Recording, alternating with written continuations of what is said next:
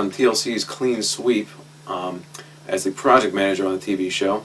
I oversaw hundreds and hundreds of spaces and people and helped them restructure, streamline, reorganize, and I'm here to show you how you can do the same thing yourself.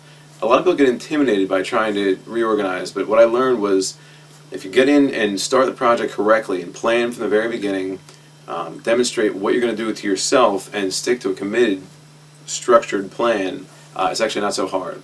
So we're going to go ahead and get started. We have one client here. His name is Lou, and we're going to restructure his office, his bedroom, his closet, and you're going to see all that. As you can see, stuff has gotten kind of out of hand. It's not that there's so much, but he has a lot of media, and there's just a lot to talk about. There's a lot to kind of deal with here. He's got stuff that, well, he's got a lot of books that, yes, we all have books, we all have our media, we all have our reading material, but it's overflowed the space that he currently has.